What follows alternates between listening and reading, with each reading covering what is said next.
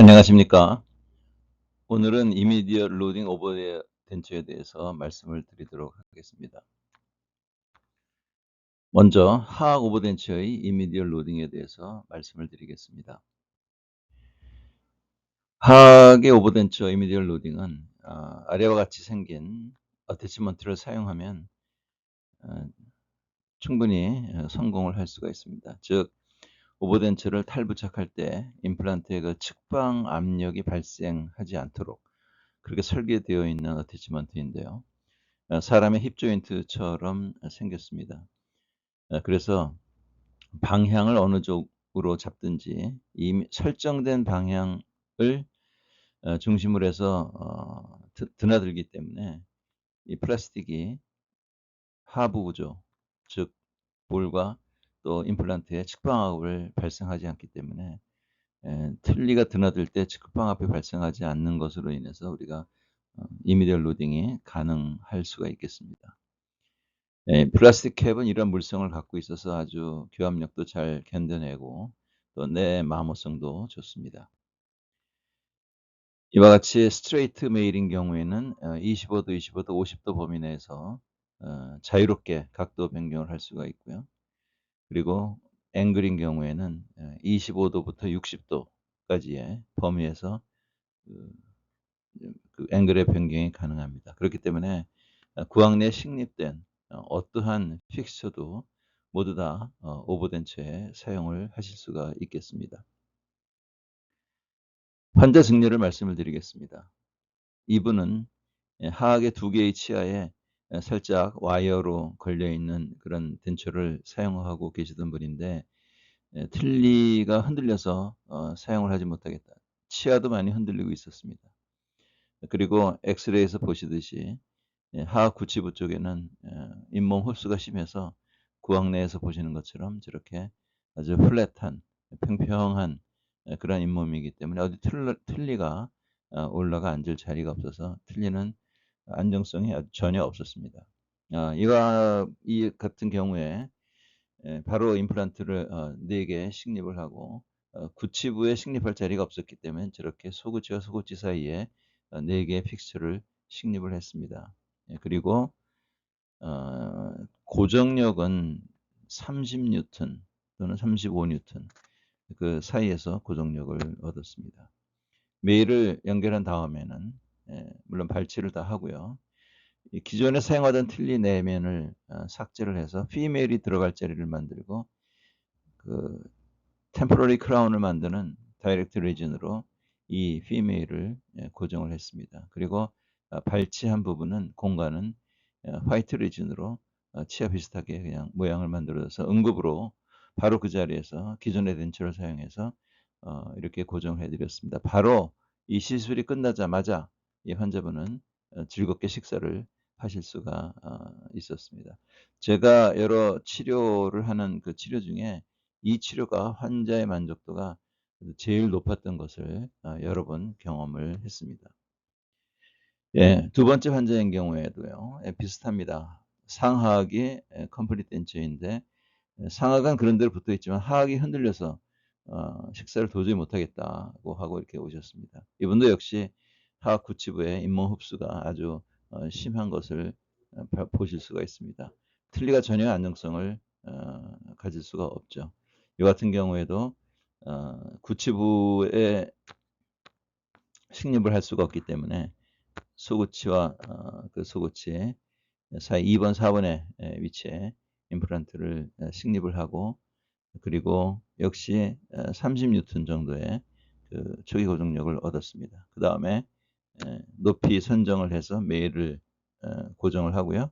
연결을 하고 그 다음에 구황 내에서 바로 즉시로 피메일을 이와 같이 다이렉트 레진으로 고정을 해 드렸습니다. 이 환자 역시 이 시술이 끝나자마자 바로 통증을 느끼지 않고 식사를 하실 수가 있었습니다. 왜냐하면 이와 같이 메일, 피메일의 구조가 이 덴처가 수술 부위를 압박하는 것을 방지하기 때문에 이런 경우에 환자가 전혀 통증을 느끼지 않고 그리고 식사를 바로 하실 수 있게 됩니다. 세 번째 증례인 경우는 이 치아들이 많이 흔들리는 그런 상태로 내원을 하셨습니다. 이 환자 역시 발치를 하면서 바로 이 발치를 하고 임시 틀니를 만든 다음에 임시 틀니를 고정하는 그러한 수식을 택했습니다. 이같이 이 환자도 원래 4개를 계획을 했었는데 1개는 제가 수술에 고정 실패를 해서 3개 가지고 이미디얼 로딩을 했는데 이 3개 가지고도 아주 훌륭하게 그 틀니를 사용을 하실 수가 있었습니다. 수술 즉시 통증을 느끼지 않고 바로 식사를 하실 수가 있습니다. 네 번째 환자인 경우에요. 네 번째 환자인 경우 이와 같이 파셜 덴처를 끼고 계신 분인데 이 치아가 전부 다 조금씩 다 흔들리고 있었습니다. 파셜 덴처를 사용하게 되면 클라스프가 치아를 흔들게 되기 때문에 오래 사용하면은 이 지대치는 파셜 덴처의 지대치는 흔들리게 되는 경우가 아주 많습니다. 이 경우에 이와 같이 설계를 했습니다. 물론 이렇게 디지털 방식으로 수술을 하고 템포러리 덴처까지 디지털로 다 설계해서 미리 다 만들었습니다. 발치한 자리 6번 자리 또 반대편에 6번 그리고 견치 2개의 자리에 식립을 계획을 했습니다.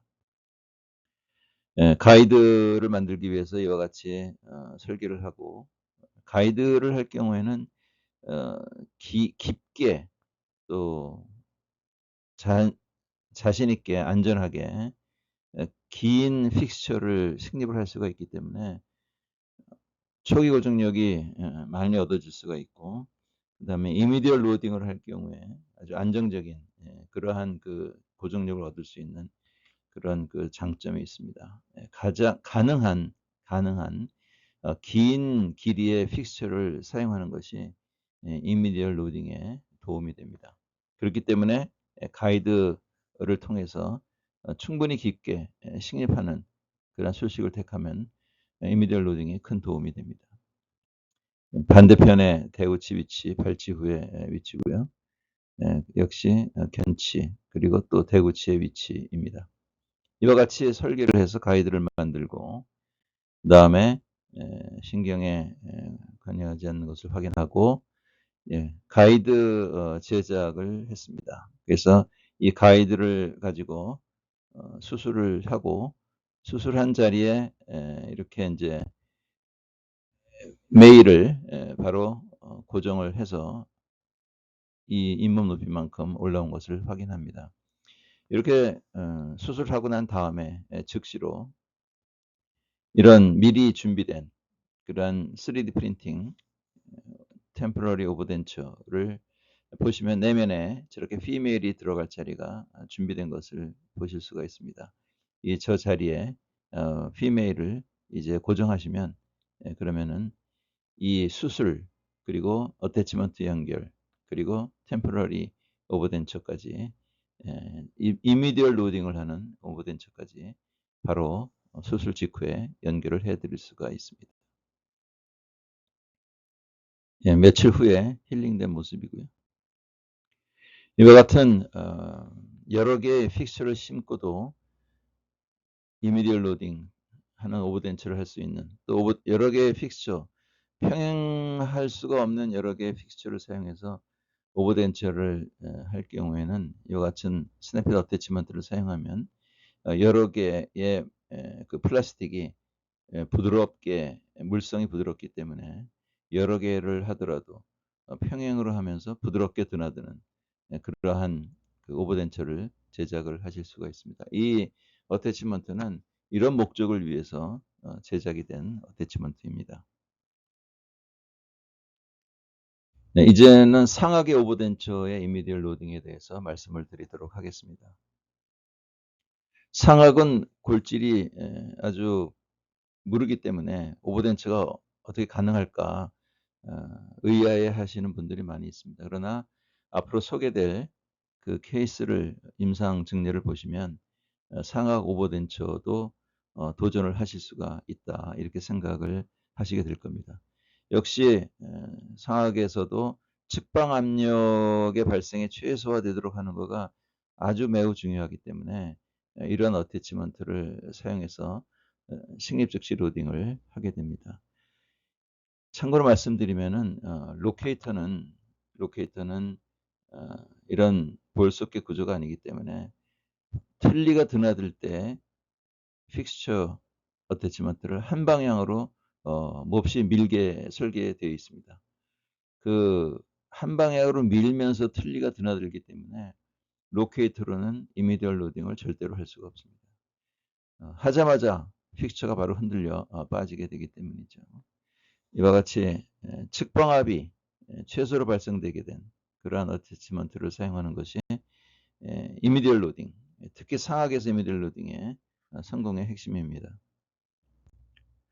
첫 번째 증례를 말씀을 드리도록 하겠습니다.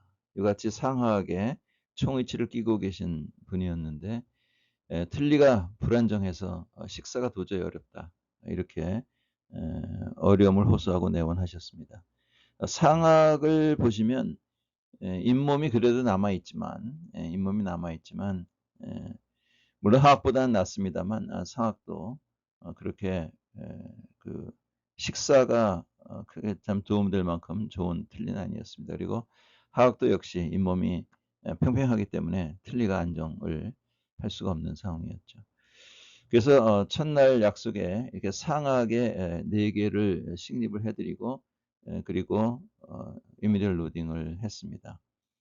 자, 여기 보시면 파노라마에서도 보시면 픽스처 길이가 그렇게 길지 못한 것을 보실 수 있습니다. 그리고 볼 어바트먼트의 그 잇몸 높이가 상당히 높은 것을 보실 수가 있어서 이 크라운 레이쇼 비율로 봤을 때 지금 거의 1대1이 다 넘어가는 그러한 그 상황으로 보여집니다. 그리고 아시는 대로 상악은 뼈가 무르기 때문에 이러한 상태에서 오버로딩 한다는 것이 굉장히 좀 위험을 감수하는 그런 술식이 될 수 있겠습니다. 그러나 하악의 덴처가 워낙 그 불안정하기 때문에 교합력이 크게 발생하지 않아서 이런 경우에 상악 또 오버덴처 이미디얼 로딩을 할 수가 있습니다. 술전의 CT 모양입니다. 식립해야 될 부분의 CT 모습인데요. 잔존골이 그렇게 정말 얼마 남아있지를 않았습니다. 그래서 이 지금 잔존골의 모양을 보고 픽처 또 굵기와 길이 선정을 해서 얼마만한 깊이로 할 것인가를 먼저 계산을 해봤습니다. 자, 이와 같은 상황에서 보시면은 리치의 크레스트가 정말 뾰족하게 나와 있습니다. 식립을 할 때 리치 크레스트로부터 접근을 절대로 할 수가 없습니다. 이 절개를 하고 잇몸 모양을 열어보면은 저렇게 뾰족하게 나와 있는데 하나의 노하우는 이런 그 뾰족하게 나와 있는 그 잇몸에서는 처음에 드릴에 시작하는 포인트를 저 뾰족한 리치 바로 설측에서 시작을 해야 됩니다. 뾰족한 리치 바로 그 구개면 측에서 시작을 해서 그 시작을 그쪽에서부터 포인트를 잡아야 픽스처를 그 든든하게 고정을 할 수가 있습니다. 그래서 고정을 한 모양인데요. 약간 저렇게 네이절 캐버티의 플로어를 범하기도 했고 약간 네이절 캐버티의 본이 네이절 캐버티 안으로 밀려 올라가기도 했습니다. 그리고 아래 2개는 소구치 위치인데요. 여기에서도 보시면 이 팔라탈 쪽으로 기울여서 식립을 하면서 이전에 그러니까 자연치아에 구개측 뿌리가 있던 위치죠. 그 위치를 향해서 식립을 해서 약간씩 상악동 안으로 참 침범이 되면서 가능한 한 바이코티칼 형식의 고정이 되도록 그렇게 노력을 했었습니다. 그래서 이와 같이 식립을 하고 메일을 연결을 했습니다. 이와 같이 메일을 연결한 다음에 바로 덴처의 피메일을 아까 보여드린 하악의 경우처럼 피메일을 이 상하게도 연결을 하면은 이 초기 고정력이 30N 이렇게 나와도 크라운 루트 레이쇼가 불리하기 때문에 이 픽스처는 흔들려서 빠지게 됩니다. 그래서 이와 같이 그 내면을 삭제를 하고 코어 소프트 라이닝 머티리얼로 그 내면을 깔아줘서 그 네 개의 볼이 코어 소프트에 의해서 파지되도록 그렇게 했습니다. 자, 이와 같은 재료인데요. 내면에 저렇게 볼 어바트먼트가 표시되는 그 위치로 그렇게 고정이 됩니다. 이 코소프트를 사용하면요, 잇몸 밀착이 좋고, 그 다음에 4개의 볼에 리텐션이 걸리기 때문에 환자가 리텐션이 확 증가한 그것을 느낄 수가 있습니다. 그리고 코소프트이기 때문에 수술 부위를 그렇게 많이 압박하지도 않고요. 그래서 이와 같은 수식으로 상악을 고정해서 그 쓰시도록 했습니다. 그리고 하악은 바로 일주일 후에 시술을 해서 하악도 같은 방법으로 코소프트로 고정하는 그러한 그 술식을 했습니다. 두 번째 환자는 템포러리의 고정을 위한 이미디얼 로딩입니다. 자, 이와 같은 경우인데 저 치아를 모두 다 발거해야 되는 상황이었습니다. 그리고 발거하는 날 이미 발치가 되어 있던 곳에 임플란트도 식립을 하고 그리고 발치한 자리에도 식립을 한 것이 있고 그다음에 2번, 2번 위치는 발치 자리가 아닌데요. 왜냐하면 브릿지에서도 2번이 파닉이었기 때문에. 그래서 2번, 2번 위치에 임플란트를 가능한 한 길게 또 가능한 한 초기 고정력을 잘 얻어서 고정을 하고 메일을 연결한 다음에 템포러리 이분이 대학 교수님이신데 이 흔들리는 치아 파쇄된 채 발치를 하고 무엇인가로 고정을 해 드려야 되기 때문에 그렇게 기존에 그 틀니를 사용해서 이와 같이 템포러리제이션을 했습니다.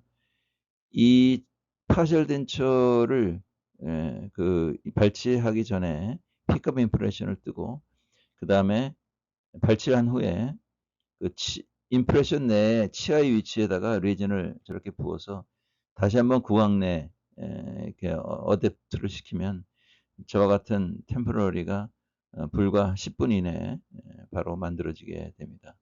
그리고 그 픽스처가 고정이 됐던 자리는 피메일을 바로 즉시로 연결을 해서 이런 템포러리제이션을 했습니다. 저는 이 픽스처 두 개를 어느 정도 사용하다가 이제 흔들려서 빠지게 될 것이라고 예상을 했지만 환자분께서 아주 그 부드럽게 다루면서 틀니를 사용하셔서 이 템포러리용의 픽스처도 나중에 권리착이 다 됐습니다. 그래서 최종 보철은 제가 픽스처 식립한 4개와 또 템포러리용으로 식립한 픽스처까지 다 포함한 6개의 픽스처를 가지고 고정성 보철물을 만들어 드렸었습니다. 이와 같이 상악에서도 긴 픽스처로 고정을 잘 해주면 그러면 템포러리를 얼마든지 할 수가 있습니다. 그리고 세 번째 환자를 말씀드리겠습니다. 세 번째 환자는 좌측과 같이 좌측의 하단은 내원 당시에 그 파노라마였습니다.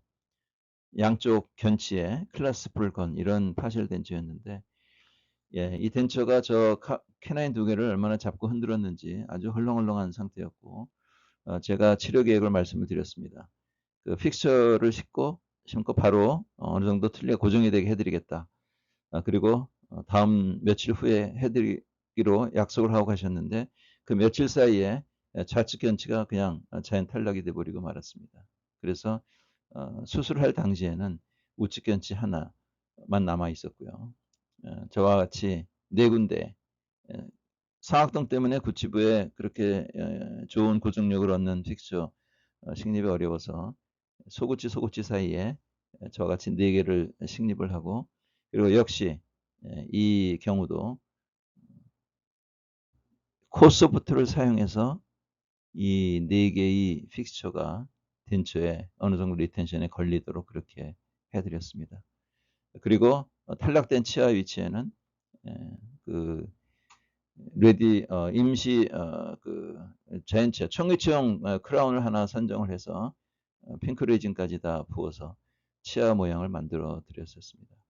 그리고 이 수술을 한 후에 바로 며칠 후에 환자를 내원해서 어떠시냐고 여쭤봤습니다. 그랬더니 환자분 말씀 그대로 표현을 하면은 참 좋습니다. 이런 그 말씀으로 치료의 결과 만족도를 표현을 해 주셨습니다. 이와 같이 상악에서 픽스처를 가능한 한 깊게 고정하고 초기 고정력을 얻으면 콜소프트를 가지고 상악의 덴처도 고정하는 이미디얼 로딩을 할 수가 있습니다. 예, 감사합니다. 그러니까 오늘 상악과 하악의 이미디얼 로딩 오버 덴처에 대해서 말씀을 드렸습니다. 감사합니다.